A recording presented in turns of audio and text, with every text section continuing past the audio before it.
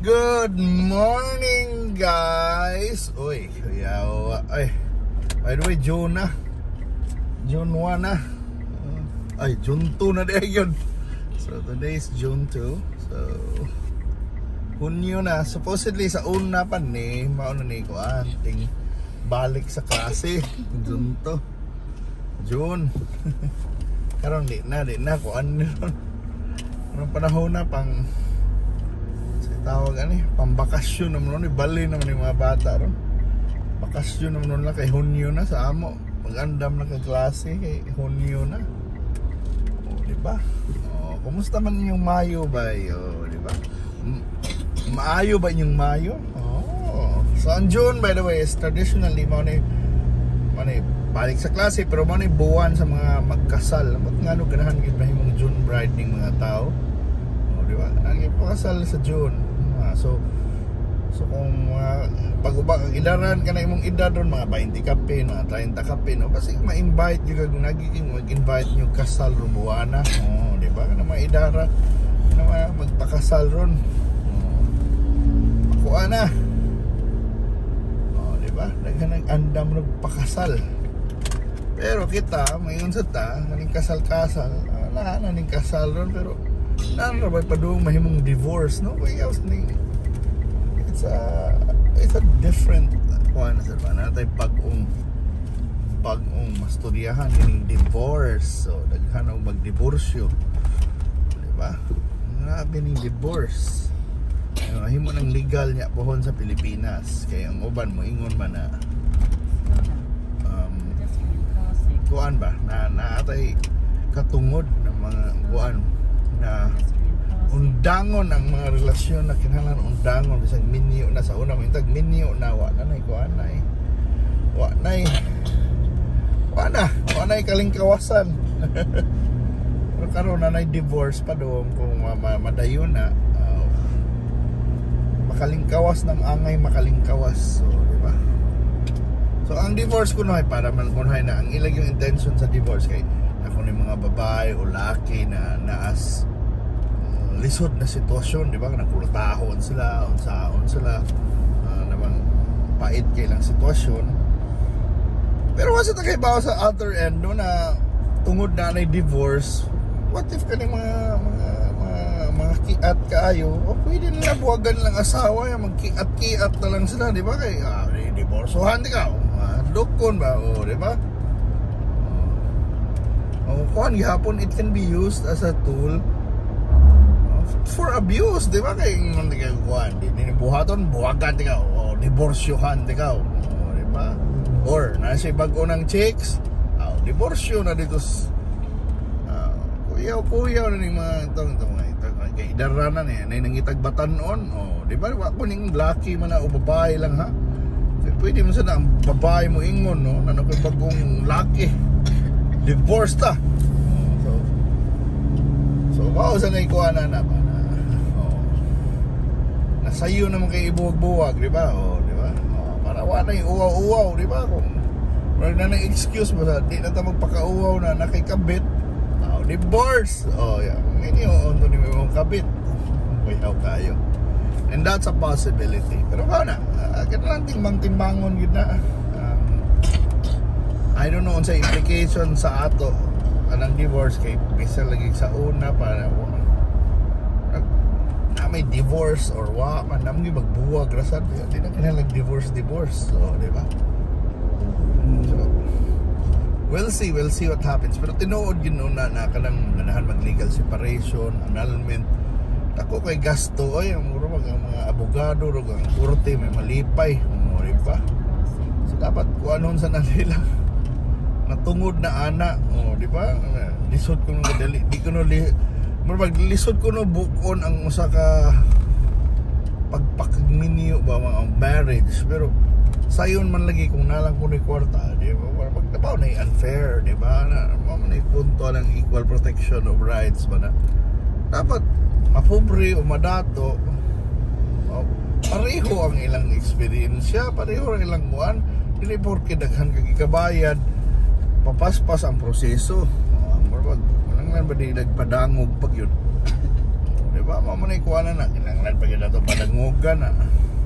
Kung kabutong na unaon, naglit na maayo ilang sitwasyon ya. Padangog-dangog naman nung sa maning auto ha. So may abi niya.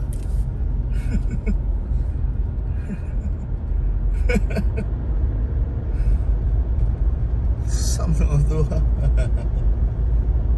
Pero mao na yung sitwasyon karon. So mao na atong tan-awon, obserbahan sa metabo na to in the next few months. So sana sa implication ana kung yan na nakasayon lang nato kubaron ng pagkahikot sa kaminyoon. Saan na implikasyon ana ba, di ba? Pila sad na ka. Di ba? Mao gyapon in the end ang gasto gyapon na mag-away na sa bahinay unsa pa na, di ba? Kani anam na sa divorce mo alimony, pili suporta, pili mo sustinto ihatag. O pila say masapi sa mga abogado. Mao na. In the end ba? Hindi ato lang huna-hunaon, di ba? Di ba? Mas barato bagid ka ang divorce kaysa sa annulment o legal separation. Ano yung panguntalaan? Secondly, ka ng mga implications sa mga nani-divorce ba? Unsay psychological effects. Di lang sa mga partidong apela, di lang sa mga sa laki o sa babae na gaminyo. Kanang nanay mga anak ba? Let's say na yung mga anak o mga apo na gani, di ba? Divorce ko na imong kuan na imong papa o mama na 70 anyos na, di ba? Sa may naman ang kalakiha, di ba?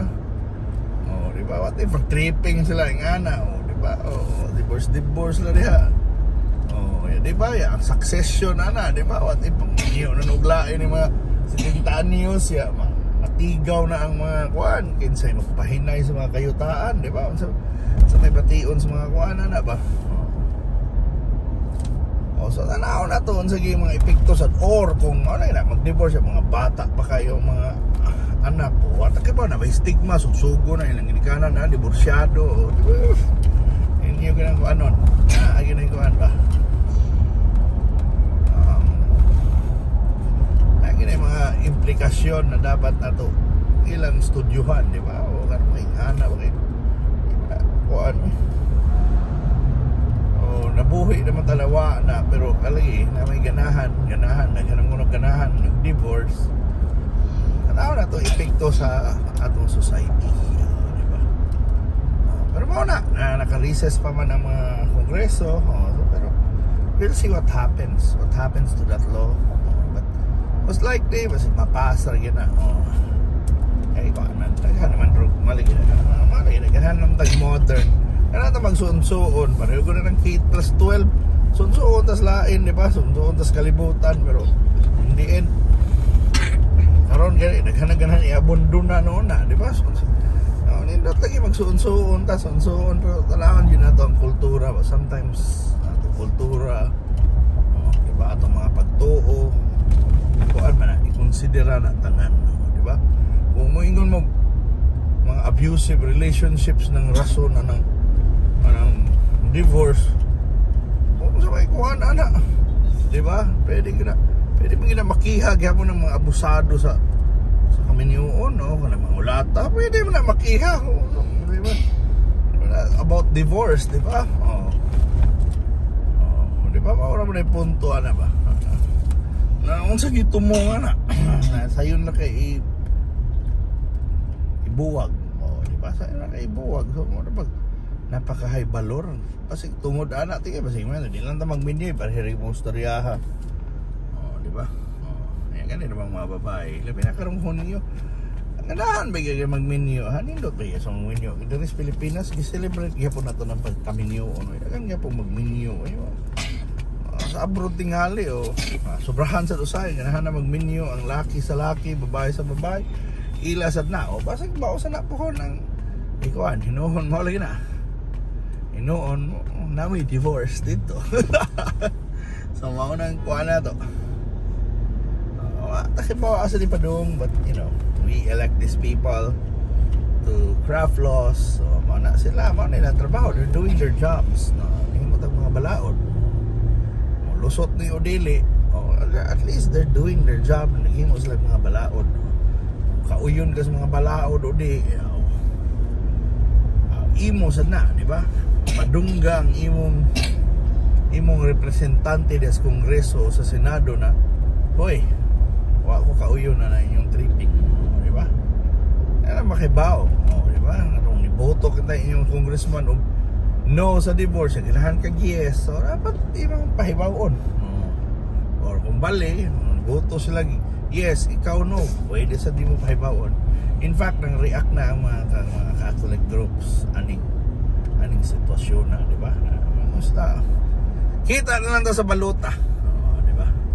Pero in the end, yes, maunay ko na to na tinuod lang natay gahom na ilisan kung wa mo kauyon sa inyong mga opisyalis na gitay gahom ana.